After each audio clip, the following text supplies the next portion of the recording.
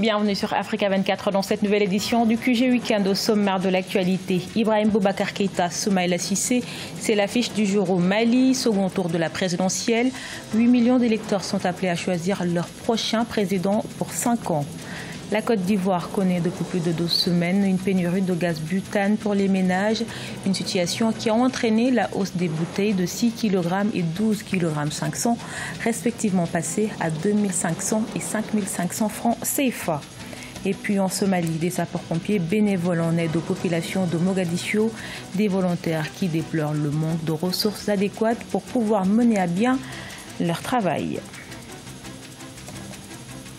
Mais tout d'abord, les Maliens retournent aux urnes ce dimanche 12 août pour départager Ibrahim Boubacar Keïta et l'opposant Soumaïla Cissé. 8 millions d'électeurs sont appelés à choisir leur prochain président pour 5 ans. La sécurité demeure l'un des enjeux de ce second tour de l'élection présidentielle.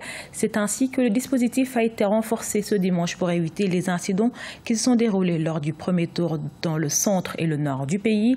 Près de 36 000 forces de sécurité, soit 6 000 de plus qu'au premier tour, seront déployées sur l'ensemble du territoire. De son côté, le président sortant Ibrahim Boubacar Keïta a voté tôt dans la matinée à l'école AB de Sebeninkoro en commune 5 de Bamako. Il se veut rassurant. On l'écoute.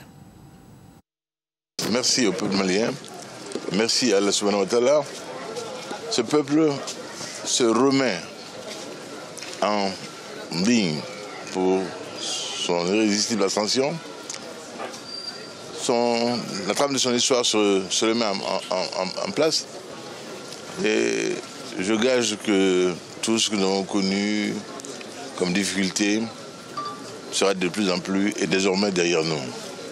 Telle le veut l'histoire de ce pays-là.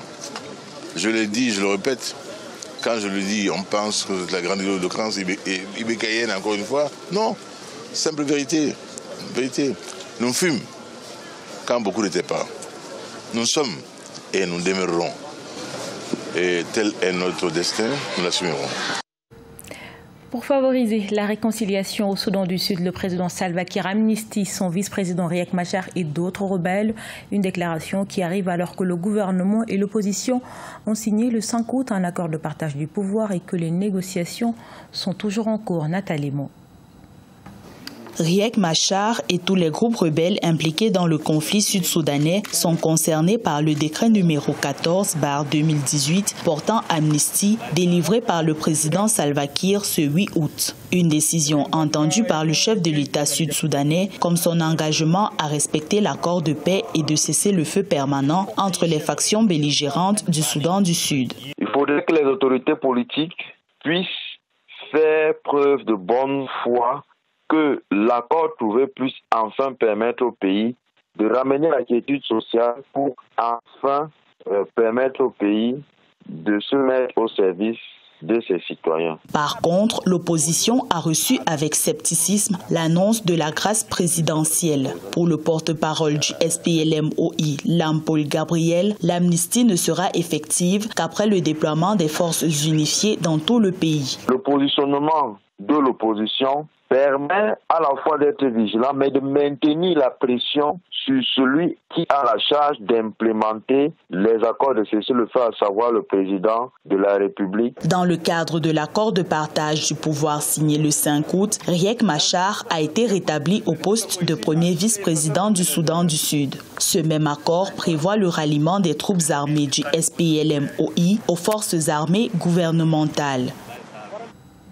En Côte d'Ivoire, de nombreux ménages sont privés depuis ces derniers jours de gaz domestique, une pénurie attribuée à la rupture dans la chaîne de distribution consécutive à un retard du bateau qui approvisionne le pays, entraînant ainsi une hausse anarchique de cette source d'énergie tant prisée par les ménages.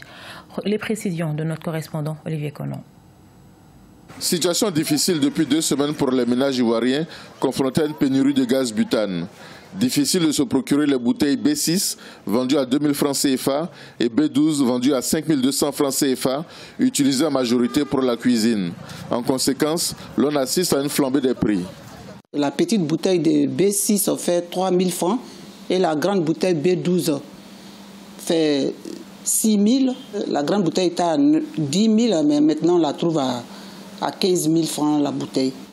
La Petrosi, Société nationale d'opération pétrolière, rassure sur la disponibilité du gaz. Les problèmes d'approvisionnement ont été réglés.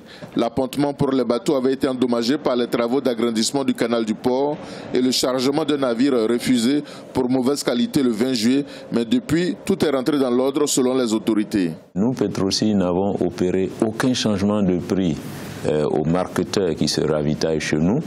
Donc c'est une question de spéculation ponctuelle dans certains lieux de vente, dans certains quartiers où certaines personnes malheureusement profitent des difficultés de nos concitoyens pour monter les prix. Nous le déplorons parce qu'il n'y a eu aucun changement de prix chez les grossistes, chez Petrosi et au prix de cession au centre remplisseur des marketeurs. 2 centres remplisseurs étant à l'arrêt pour travaux, la capacité de stockage de gaz butane est passée de 17 300 tonnes à 12 300 tonnes, représentant 10 jours de consommation. À cause de la faible teneur en butane du gaz ivoirien, la production nationale de gaz est utilisée pour l'alimentation des centrales électriques thermiques. L'approvisionnement du marché est assuré à 97% par les importations.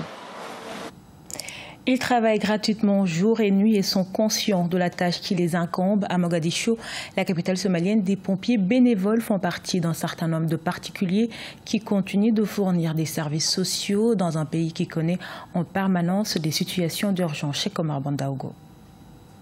Derrière cette combinaison, que de la volonté et du courage.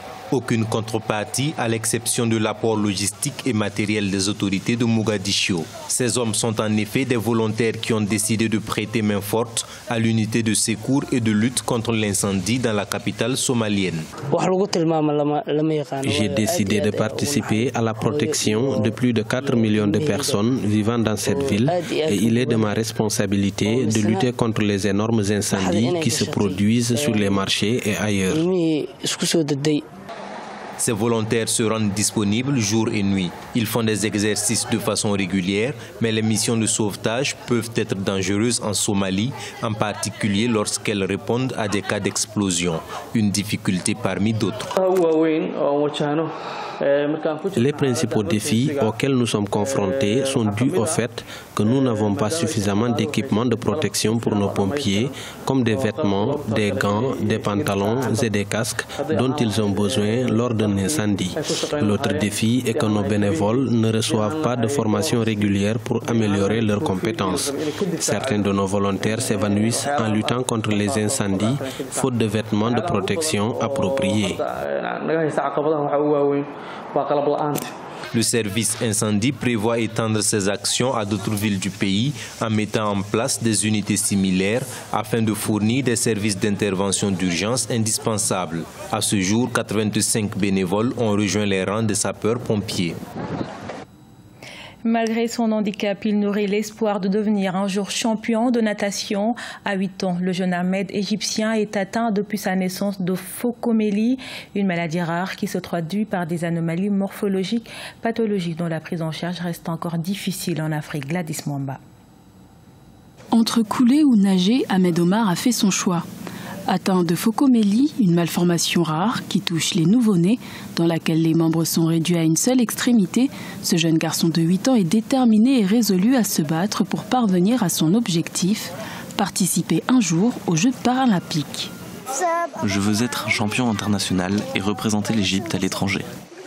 Privé de ses bras, le jeune Ahmed le sait, c'est à force d'entraînement qu'il réalisera son plus grand rêve, une ambition portée par ses proches, fortement convaincus des capacités du jeune athlète, dont l'existence était destinée à une vie sans sport, mais grâce à sa détermination, il a su gagner l'admiration des siens, qui le sentent aujourd'hui aussi à l'aise qu'un poisson dans l'eau. Il est ferme et fort, il veut se dire qu'il peut tout faire. Il a vraiment l'intention de s'entraîner et d'être à l'écoute. Je souhaite qu'il puisse atteindre un niveau international. Pour commencer, je veux qu'il gagne un niveau national, puis à l'étranger. Je veux qu'il participe aux Jeux olympiques. Depuis l'âge de 7 ans, Ahmed s'entraîne 3 fois par semaine dans l'espoir de représenter l'Égypte à l'épreuve de la natation lors des Jeux paralympiques de 2028. Ce journal a été réalisé par l'ensemble de la rédaction. Merci pour votre fidélité. Retrouvez dans un instant une nouvelle édition de l'actualité sur Africa 24.